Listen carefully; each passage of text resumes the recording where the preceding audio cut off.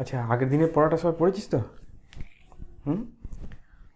ওই যে আগের দিনে যে 6টা স্তরের কথা বলেছিলাম, টপোস্ফিয়ার, স্ট্র্যাটোস্ফিয়ার, ওগুলো সব মনে আছে তো? ঠিক আছে, আজকে আমরা এটা শুরু করব। তো আজকের দিনে আমরা যেটা পড়বো সেটা হচ্ছে উচ্চতার সঙ্গে উষ্ণতা আর চাপের পরিবর্তন, ওজোন স্তরের ভূমিকা আর বিশ্ব উষ্ণায়ন, এই তিনটি জিনিস পড়বো। ঠিক আছে। আচ্ছা বল দেখিনি, আগের দিন যেটা বলেছিলাম, একটা প্রশ্ন বলেছিলাম তোদের, ল্যাপস রেট কী জিনিস মনে আছে? বল। হুম, ঠিক আছে, আজ সেখান থেকে শুরু করবো। ঠিক আছে, কিছুটা পড়েছিস মনে হচ্ছে, তাই না? বেশ, চল সেইখান থেকেই শুরু করবো। দাঁড়া। তো ল্যাব সাইডটা আরেকবার বলে দিই যে টপোস্ফিয়ারে আমরা যদি 1 কিলোমিটার উঠি তাহলে উষ্ণতা 6.5 ডিগ্রি সেন্টিগ্রেড করে কমে যায়, এটাকে বলে ল্যাপস রেট। ঠিকই বলেছিস, এই যে 6.5 ডিগ্রি করে কমে যাচ্ছে, এটাকে ল্যাপস রেট বলে, এটা মনে রাখবি। এইটাই হচ্ছে তোর উচ্চতার সঙ্গে উষ্ণতার পরিবর্তন। আমি যদি প্রায় 3 কিলোমিটার উঠি এখান থেকে উপরে, তাহলে বায়ুমণ্ডলের উষ্ণতা 0 ডিগ্রি সেন্টিগ্রেড হয়ে যাবে, 0 ডিগ্রি সেন্টিগ্রেড হয়ে যাবে। ঠিক আছে। আর যদি টপোস্ফিয়ারের থেকে আরেকটু ওপর উঠি, সেখানে আরেকটা স্তরের নাম বলেছিলাম, স্ট্র্যাটোস্ফিয়ার স্তর। স্ট্র্যাটোস্ফিয়ারের ভেতরে একটা স্তরের নাম বলেছিলাম, কী স্তর? হ্যাঁ, ওজোন স্তর। সেই ওজোন স্তরটার কি কি কাজ বলেছিলাম আগের দিনকে, মানে ওজোন স্তরটা কেন গরম হয় বলেছিলাম। হ্যাঁ, সূর্যের অতিবেগুনি রশ্মিটাকে শোষণ করে, তাই জন্য এই স্তরটা গরম হয়ে যায়। তাহলে টপোস্ফিয়ারে শেষ পর্যন্ত অনেক ঠান্ডা, -56 ডিগ্রি সেন্টিগ্রেড। কিন্তু যখন আমি ওজোন স্ফিয়ারে ঢুকবো তখন কী হবে, ওজোন স্তরটা গরম হয়ে যাবে, বা স্ট্র্যাটোস্ফিয়ারটা কিছুটা গরম হয়ে যাবে, অনেকটাই গরম হয়ে যায়, প্রায় 76-77 ডিগ্রি সেন্টিগ্রেড গরম হয়ে যায়। তো এই হচ্ছে উচ্চতার সঙ্গে উষ্ণতার পরিবর্তন। আরেকটা আজকে আমরা পড়বো, সেটা হচ্ছে উচ্চতার সঙ্গে চাপের পরিবর্তন। তো এই চাপটা নির্ভর করে বায়ুর ঘনত্বের উপর, বুঝলি তো? তো বায়ুর ঘনত্ব সব থেকে বেশি হচ্ছে এই পৃথিবীর কাছাকাছি, যত উপর দিকে উঠবো তত বায়ুর ঘনত্ব আস্তে আস্তে কমবে, আর বায়ুর ঘনত্ব কমে গেলেই চাপও কমবে। তো দেখা যায় যে প্রতি কিলোমিটার যদি আমরা উঠি তাহলে 8.5 সেন্টিমিটার পারদচাপ করে কমে যায়। আমাদের এখানে পারদচাপ কত? 76 সেন্টিমিটার পারদচাপ।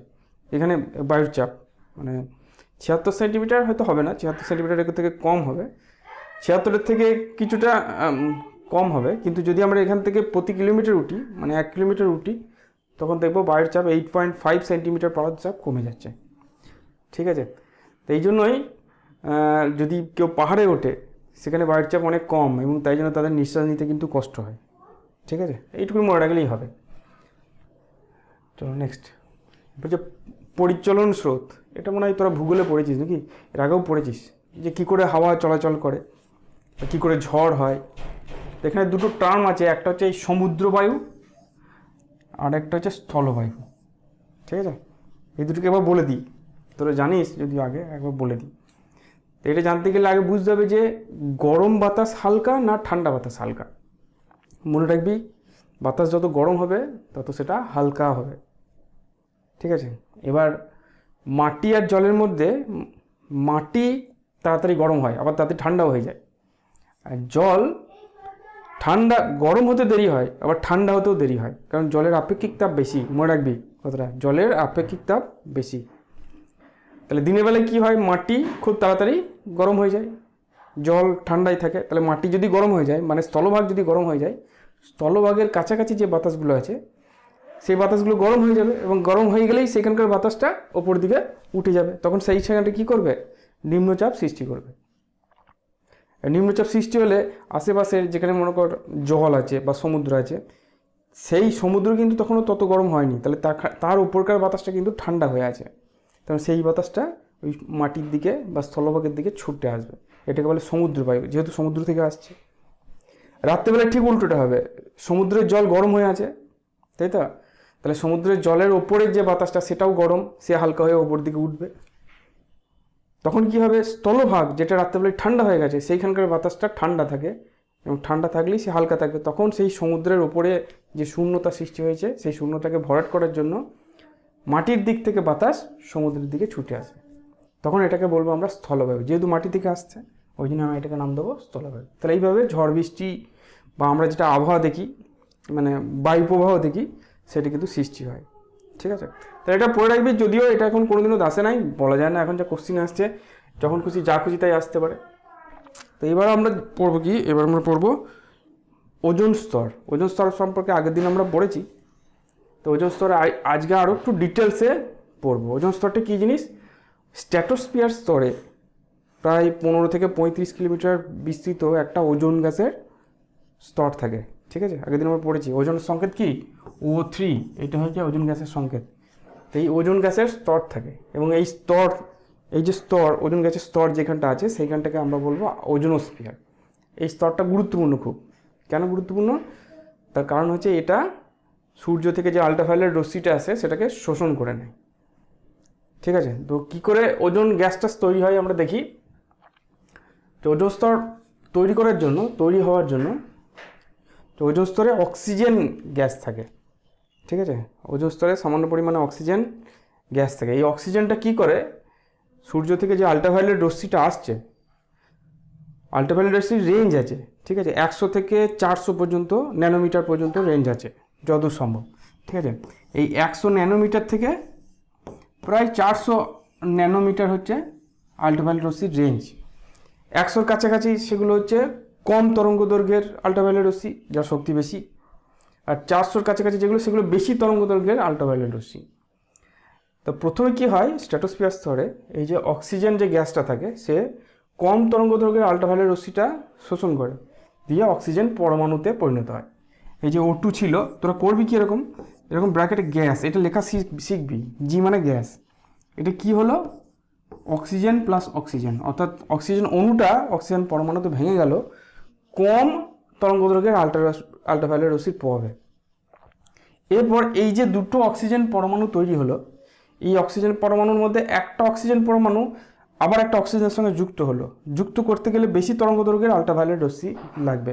তাহলে বেশি তরঙ্গ দৈর্ঘ্যের আল্ট্রাভায়োলেট রশ্মি শোষণ করে অক্সিজেন অণু এবং অক্সিজেন পরমাণু যুক্ত হয়ে ওজোন গ্যাস তৈরি করলো, ঠিক আছে, এবং তাপটা শোষিত হয়ে গেল। বুঝতে পেরে গেল?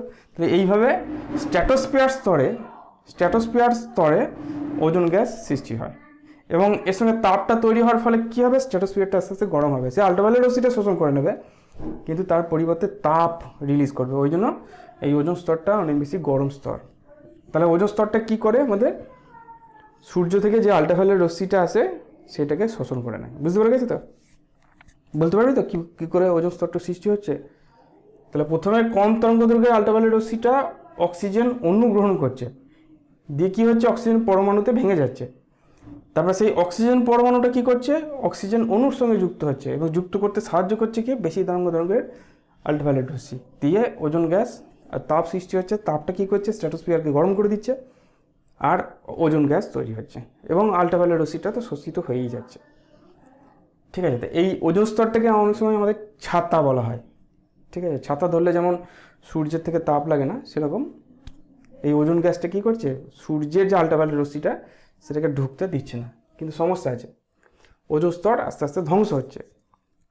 এই ধ্বংস করার জন্য কতগুলো গ্যাস আছে, তার মধ্যে মেন যেটা গ্যাস আছে সেটা হচ্ছে নাইট্রোজেনের অক্সাইড আর ক্লোরোফ্লোরোকার্বন। কী বললাম, নাইট্রোজেনের অক্সাইড মানে NO2, N2O3, এগুলো হচ্ছে নাইট্রোজেনের বিভিন্ন অক্সাইড। এগুলো কি করে, ওজোন গ্যাসকে ভেঙে দেয়। কিভাবে ভাঙে সেটা আমাদের পরীক্ষায় আসে। তাহলে মেনলি গ্যাসগুলো প্রথমে মনে রাখতে হবে, যে কোন কোন গ্যাস ওজোন গ্যাসকে ভাঙে। সেটা হচ্ছে নাইট্রোজেনের বিভিন্ন অক্সাইড, যেমন nitric oxide NO, nitrogen dioxide, এরা আছে। আর একটা আছে ক্লোরোফ্লোরোকার্বন CFC, যেটা ভয়ঙ্করভাবে ওজোন স্তরটাকে ভেঙে দেয়। তাহলে এদের ভূমিকা আস্তে আস্তে পড়ব, ঠিক আছে, বোঝা যাচ্ছে তো? আচ্ছা, তাহলে প্রথমে দেখবো যে নাইট্রোজেনের যে অক্সাইড আছে, তার ভূমিকা কী। নাইট্রোজেনের অক্সাইড বলতে কী কী, প্রথমত NO আর NO2, এই দুজনের ভূমিকাই দেখবো। এই দুজনা হচ্ছে গ্যাস, ঠিক আছে। এটা নাইট্রোজেনের গ্যাস। এটা কোথা থেকে তৈরি হয়, সাধারণত জেট প্লেন যেগুলো স্ট্র্যাটোস্ফিয়ারের ভেতর দিয়ে যায়, জেট প্লেন, সেইখান থেকে এই গ্যাসগুলো বেরোয়। বুঝতে পারা যায়? এলে কী করে দেখো, NO কী করে, ওজোনকে ভেঙে দেয়। ওজোনকে ভেঙে দিয়ে, NO মানে নাইট্রিক অক্সাইড, ঠিক আছে, নাইট্রিক অক্সাইড ওজোন গ্যাসকে ভেঙে দেয়, দিয়ে নাইট্রোজেন ডাইঅক্সাইড আর অক্সিজেন অণু তৈরি করে। তাহলে ওজোন গ্যাসটা ভেঙে গেল। আবার কি হয়, এই যে আল্ট্রাভায়োলেট রশ্মি কী করছিল, কম তরঙ্গদৈর্ঘ্যের আল্ট্রাভায়োলেট রশ্মি কী করছিল, সে অক্সিজেন অণুকে ভেঙে অক্সিজেন পরমাণু তৈরি করছিল। এই পরমাণুটা অক্সিজেন অণুর সঙ্গে যুক্ত হয়ে ওজোন গ্যাস তৈরি করছিল, তাই না? কিন্তু এই অক্সিজেন পরমাণুটাকে আর অক্সিজেন অণুর সঙ্গে যুক্ত হতে দেয় না। নাইট্রোজেন ডাইঅক্সাইড কী করে, সে ওই অক্সিজেন পরমাণুর সঙ্গে যুক্ত হয়ে যায়, দিয়ে নাইট্রিক অক্সাইড আর অক্সিজেন তৈরি করে। অর্থাৎ একদিকে কি করছে, ওজোন গ্যাসকে ভেঙে দিচ্ছে, আরেকদিকে কি করছে, ওজোন গ্যাসকে তৈরি হতে দিচ্ছে না। তার ফলে আল্ট্রাভায়োলেট রশ্মিটা সরাসরি স্ট্র্যাটোস্ফিয়ার দিয়ে ভেদ করে ভেতর দিয়ে ঢুকে যাচ্ছে। বুঝতে পারা গেল? তাহলে এই হচ্ছে নাইট্রোজেনের যে অক্সাইড আছে তার ভূমিকা। দুটো বিক্রিয়া খুব ভালো করে মনে রাখতে হবে। প্রথমে তো নাইট্রিক অক্সাইড কী করছে, ওজোন গ্যাসকে ভেঙে দিয়ে অক্সিজেন তৈরি করছে, আর নিচে নাইট্রোজেন ডাইঅক্সাইডে পরিণত হচ্ছে। আর নাইট্রোজেন ডাইঅক্সাইড কী করছে, অক্সিজেন পরমাণুকে অক্সিজেন অণুর সঙ্গে যুক্ত হতে দিচ্ছে না, নিজে যুক্ত হয়ে নাইট্রিক অক্সাইড আর অক্সিজেন তৈরি করছে। এবার চেন রিয়াকশান দেখ, এটা আবার এইখানে চলে আসবে। অর্থাৎ সামান্য একটু নাইট্রোজেনের অক্সাইড যদি যায় তাহলেই কিন্তু সে আর ওজোন গ্যাস তৈরি করতে দেবে না। আচ্ছা, এরপরে আসা যাক ক্লোরোফ্লোরোকার্বনের ভূমিকা। আচ্ছা, ক্লোরোফ্লোরোকার্বনের ভূমিকা। ক্লোরোফ্লোরোকার্বন মেনলি যেখান থেকে তৈরি হয় সেটা হচ্ছে রেফ্রিজারেটর, অর্থাৎ যেখানে আমাদের হিমায়ক যন্ত্র আছে সেইখান থেকে এই ক্লোরোফ্লোরোকার্বন তৈরি হয়। তো কি করে, এই যে ক্লোরোফ্লোরোকার্বন CFCl3 এ কী হয়, আল্ট্রাভায়োলেট রশ্মির প্রভাবে সক্রিয় ক্লোরিন তৈরি করে। এই ক্লোরিনটা খুব সক্রিয়, এটা ক্লোরিন পরমাণু অ্যাকচুয়ালি। এই ক্লোরিন পরমাণু কি করে, ঠিক আছে, এই ক্লোরিন পরমাণু কি করে, ওজোন গ্যাসকে ভেঙে দেয়, দিয়ে ক্লোরিন মনোক্সাইড আর অক্সিজেন গ্যাস তৈরি করে। তাহলে ওজোন গ্যাস প্রথমত ভেঙে গেল। আবার ক্লোরিন মনোক্সাইড যেটা তৈরি হচ্ছিল এখানে, সেও কিন্তু ওজোন গ্যাসকে ভেঙে দেয়, দিয়ে অক্সিজেন অণু তৈরি করে। তাহলে সিএফসি কী করছে, ক্লোরোফ্লোরোকার্বন কী করছে, মেনলি ওজোন গ্যাস যেটা ছিল স্ট্র্যাটোস্ফিয়ারে সেটাকে ভেঙে দিয়ে অক্সিজেনে পরিণত করে দিচ্ছে।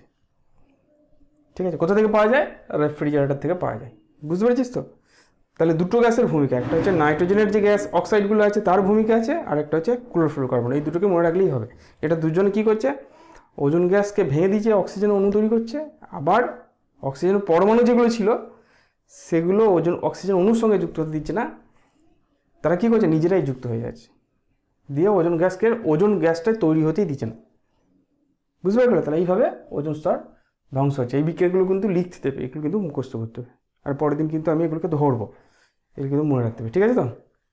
ভালো করে বিক্রিয়াগুলোকে মনে রাখবি, মুখস্থ করবি। ওজোন স্তর ধ্বংসের ক্ষতিকর প্রভাব, এটা একটু মনে রাখার বিষয়, এবং এই প্রশ্ন যদি দেয় যে কেউ একটু বানিয়ে লিখতে পারবে। কি কি হয়, মেরু অঞ্চলে বরফ গলে যাবে। কেন বলবে, বুঝতেই পারছি, ওজোন স্তর যদি ধ্বংস হয়ে যায় পৃথিবীর উষ্ণতা বৃদ্ধি পাবে, পৃথিবীর উষ্ণতা বৃদ্ধি পেলে মেরু অঞ্চলে বরফ গলবে, মেরু অঞ্চলের বরফ গললে সমুদ্রের জলস্তর উঠবে উপরে, তার ফলে কোথাও বন্যা দেখা দেবে, আবার কোথাও খরা দেখা দেবে। খুব খুব মানে লজিক্যাল জিনিস, একবার মনে থাকবে এমনি। এছাড়া চামড়ার উপরে যদি আল্ট্রাভায়োলেট রশ্মি পড়ে তাহলে ত্বকে ক্যান্সার হয়, চোখ খারাপ হয়ে যায়, সরাসরি সূর্যের দিকে ওই জন্য তাকাতে বারণ করে। এছাড়া অতিবেগুনি রশ্মির প্রভাবে উদ্ভিদের যে সালোক সংশ্লেষ সেটা ব্যাহত হয়, অর্থাৎ উদ্ভিদের যে গাছের পাতাগুলো আছে সেই পাতাগুলো আস্তে আস্তে সবুজ তো হলুদ হয়ে যাবে, তাই বেশি আল্ট্রাভায়োলেট রশ্মি পড়লে, তারপরে তার সালোক সংশ্লেষটা বন্ধ হয়ে যাবে, ফলনের হার হ্রাস পাবে। এই হচ্ছে ওজোন স্তর ধ্বংসের প্রভাব আমাদের শরীরে। তাহলে ওজোন স্তরকে যদি আমি ঠিক করতে চাই তাহলে আমি কি করতে হবে, বেশ এটা লেখা নাই। যদি বলে ওজোন স্তরকে যদি ঠিক করতে চাই তাহলে আমরা কি করতে হবে, প্রথমত যেগুলো হিমায়ক যন্ত্র সেইগুলোতে আর ক্লোরোফ্লোরোকার্বন ব্যবহার করা যাবে না। বুঝতে পেরেছিস? হ্যাঁ, তাহলে কি ব্যবহার করতে হবে, এখন অ্যামোনিয়া দিয়ে এখন কিন্তু রেফ্রিজারেটর ব্যবহার করা হয়। অ্যামোনিয়া ব্যবহার করে তো হিমায়ক রূপে সেটা কাজ করে। এবং এছাড়াও অনেক এই সিএফসি ছাড়াও অনেক রকম নতুন গ্যাস বেরিয়েছে যেগুলো দিয়ে ওই রেফ্রিজারেটরে ব্যবহার করা হয়। এছাড়া ওই নাইট্রোজেনের যে অক্সাইডগুলো আছে জেট প্লেন থেকে যেগুলো নির্গত হয় বা যেগুলো কলকারখানা থেকে নির্গত হয় সেগুলোর পরিমাণও কমানোর চেষ্টা করছে, দিয়ে অন্য কোনো ফুয়েল ব্যবহার করার চেষ্টা করা হচ্ছে যাতে করে ওজোন স্তরটা ধ্বংসটা কম হয়। কিছুদিন আগে একটা রিপোর্ট পড়ছিলাম, সেখানে বলছিল যে মেরু অঞ্চলে যেটা 10 বছর আগেও ওজোন স্তরটা অনেকটা প্রায় ফাঁকা হয়ে গেছিলো, সেটা এখন প্রায় অনেকটা ভরাট হয়ে গেছে। তার অনেক কারণ আছে। এখন দেখবি ব্যাটারি চালিত গাড়ি বেড়েছে, সংখ্যা বেড়েছে, পলিউশন অনেক কমেছে বলতে গেলে, যদিও ওভারঅল গাড়ির পরিমাণ কমেছে, কিন্তু দেখা গেছে বিজ্ঞানীরা দেখেছে যে মেরু অঞ্চলে যে জায়গাটাতে ওজোন স্তরটা নষ্ট হয়ে গেছিলো সেই জায়গাটা আবার রিকভার হয়ে গেছে, যদি আস্তে আস্তে আরও রিসার্চ করলে তখন পাওয়া যাবে। এর সঙ্গে যুক্ত আছে গ্রিন হাউস এফেক্ট, নাম শুনেছিস গ্রিন হাউস এফেক্ট, আগেও পড়েছিস অনেকবার, ওই জন্য এটা খুব একটা কঠিন লাগবে না, কিন্তু এখানে কিছু জিনিস মনে রাখতে হবে। ওই জন্য গ্রিন হাউস এফেক্ট কী জিনিস বল?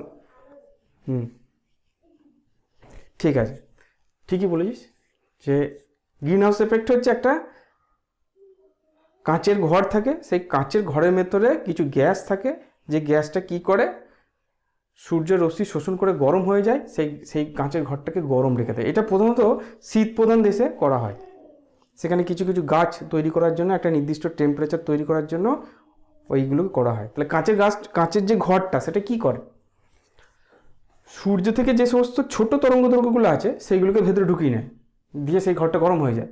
ঘরটা গরম হওয়ার পর সেখান থেকে তাপ তরঙ্গ তৈরি হয়, যার তরঙ্গ দৈর্ঘ্য অনেক বেশি। এগুলো কথাগুলো মনে রাখবি, ঢুকছে কম তরঙ্গ দৈর্ঘ্য আর বেরোচ্ছে বেশি তরঙ্গ দৈর্ঘ্য। সে বেরোতে পারে না, ওই গ্যাস তাকে বেরোতে দেয় না, গ্যাস আটকে রেখে দেয়, তার ফলে কাঁচের ঘরটা আস্তে আস্তে গরম হয়ে যায়। এটাকে বলে গ্রিন হাউস এফেক্ট। আমাদের গোটা পৃথিবীর মধ্যেও এই জিনিসটা হচ্ছে। পৃথিবীর মধ্যে কিছু গ্যাস আছে যারা এই গ্রিন হাউস এফেক্টটা করায়, আমি এখন বলবো। তো সেই গ্যাসগুলো কি করছে, সূর্য থেকে যে ক্ষুদ্র তরঙ্গগুলো আসছে, সেই ক্ষুদ্র তরঙ্গগুলো সরাসরি চলে আসছে পৃথিবীতে, দিয়ে পৃথিবী গরম হয়ে যাচ্ছে। পৃথিবী যখন ছাড়ছে তখন সেটা বেশি তরঙ্গ দৈর্ঘ্যের আলো বা তরঙ্গ, ঠিক আছে, বেশি তরঙ্গ দৈর্ঘ্যের তরঙ্গ। এবার সেটা আর বাইরে বেরোতে পারছে না, সেই গ্যাসগুলো কি করছে, সেই বেশি তরঙ্গ দৈর্ঘ্যটাকে বেরোতে দিচ্ছে না, নিচে শোষণ করে নিয়ে যাচ্ছে, তার ফলে পৃথিবীটা আস্তে আস্তে গরম হয়ে যাচ্ছে। এটাকে বলা হয় বিশ্ব উষ্ণায়ন। আর গ্রিন হাউস ইফেক্ট হচ্ছে ওই মেনলি কার্বন ডাইঅক্সাইড গ্যাসের ঘনত্ব বৃদ্ধির ফলে পৃথিবীর গড় তাপমাত্রা বৃদ্ধি হওয়ার ঘটনাটাকে গ্রিন হাউস ইফেক্ট বলে, ঠিক আছে। কী কী গ্যাস আছে? মেন গ্যাস হচ্ছে কার্বন ডাইঅক্সাইড, মনে রাখবে, মেন গ্যাস হচ্ছে কার্বন ডাইঅক্সাইড। এছাড়া জলীয় বাষ্প আছে, মিথেন আছে, সিএফসি আছে, নাইট্রাস অক্সাইড আছে ও নাইট্রোজেন অক্সাইড আছে। পরে সে দেখবা, হয়ে যাক তারপরে দেখবি। বেশ, তো এটা দেখা গেছে যে 2050 সাল নাগাদ এই গ্রিন হাউস এফেক্টের ফলে পৃথিবীর তাপমাত্রা 4 থেকে 6 ডিগ্রি সেন্টিগ্রেড বেড়ে যাবে, ঠিক আছে। 4 থেকে 6 ডিগ্রি, বুঝতে পারছো, এখন যা আছে তার থেকে 4 থেকে 6 ডিগ্রি পেয়ে যাবে। কখনো কোনো পরীক্ষায় প্রশ্ন দেয় যে কোনটা গ্রিন হাউস গ্যাস নয়, ঠিক আছে, কোনটা গ্রিন হাউস গ্যাস নয়, তাহলে এইগুলো তো green house gas, carbon dioxide, জলীয় বাষ্প, methane, CFC, nitrous oxide, nitrogen oxide, এগুলো হচ্ছে গ্রিন হাউস গ্যাস, এরা বাতাসের তাপটাকে ধরে রাখে। কিন্তু গ্রিন হাউস নয় কোনটা, সেটা হচ্ছে অক্সিজেন আর নাইট্রোজেন, এরা কিন্তু গ্রিন হাউস গ্যাস নয়। এবারও কোশ্চেন এসেছিল যে গ্রিন হাউস গ্যাস নয় কোনটা, দিয়ে 4টে অপশন দিয়ে দিয়েছিল। এরা কিন্তু তাপ ধরে রাখে না, এরা কোনো গ্রিন হাউস গ্যাস নয়, ঠিক আছে, বোঝা গেছে। চলো, তাহলে বিশ্ব উষ্ণ এই গ্লোবাল ওয়ার্মিং কী জিনিস, গ্লোবাল ওয়ার্মিং এই যে গ্রিন হাউস এফেক্টের ফলে পৃথিবীর ওভারঅল টেম্পারেচার যে বেড়ে যাচ্ছে, দেখা যাচ্ছে যে প্রতি বছর 0.05 ডিগ্রি সেন্টিগ্রেড করে তাপমাত্রা বৃদ্ধি পাচ্ছে। এটাকে বলা হয় গ্লোবাল ওয়ার্মিং বা বিশ্ব উষ্ণায়ন। একদিন এমন হবে যে সাধারণ মানুষ আর কিছু প্রজাতি নষ্ট হয়ে যাবে, ঠিক আছে, এত উচ্চ তাপমাত্রায় প্রজাতি তারা নষ্ট হয়ে যাবে, তারা বেঁচে থাকবে, বুঝতে পেরেছিস তো।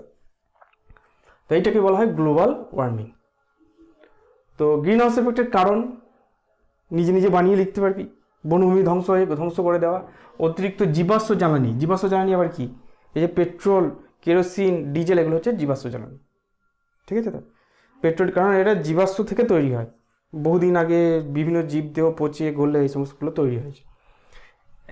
এছাড়া সিএফসি গ্যাসের অনিয়ন্ত্রিত ব্যবহার, খুব কম দাম, তো দাম তুলনামূলকভাবে কম এবং খুব এফেক্টিভ গ্যাস, কিন্তু এটা যে খুব পরিবেশ ক্ষতি করে সেটা এখন বুঝতে পেরেছে মানুষ।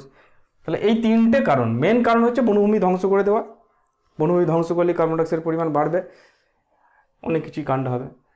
বিশ্ব উষ্ণায়নের ফলাফলে কী হবে, প্রথমে হবে মেরু অঞ্চলে বরফ গলে যাবে, আগের মতনই মেরু অঞ্চলে বরফ গললে কোথাও বন্যা, কোথাও খরা হবে, এবং উষ্ণতা বৃদ্ধির ফলে দাবানল সৃষ্টি হবে।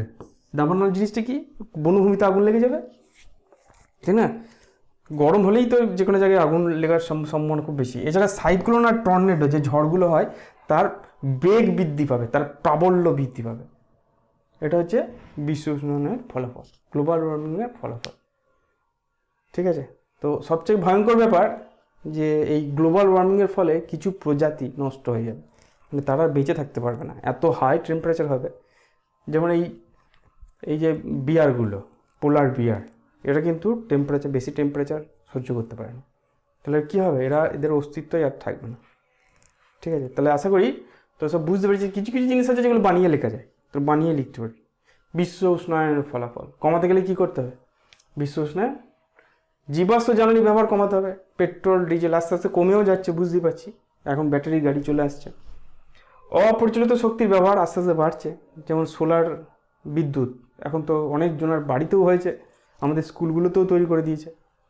বনভূমি সংরক্ষণ করা দরকার, এটা হচ্ছে না, এটা জানি না কবে কী হবে, কারণ যেহেতু জনবসতি বাড়ছে তার জন্য কি হচ্ছে, ঘর বাড়িগুলো মানে লোকের বসতি বাড়লেই তো গাছপালা কাটবে, জানি না এটা কী হবে। নতুন উদ্ভিদ রোপণ করা দরকার, কিছু মানুষ আছে এ নিয়ে কাজ করছে, এটা মনে রাখবি। আর সিএফসি জাতীয় পদার্থের ব্যবহার নিয়ন্ত্রণ করা। ঠিক আছে, এর মধ্যে যে কোনো দুটো পয়েন্ট মনে রাখলেই হবে, দুটোর বেশি পয়েন্ট কিন্তু তোর মাধ্যমিকে লিখতে হয় না, যে কোনো দুটো বানিয়েও লিখতে পারবি।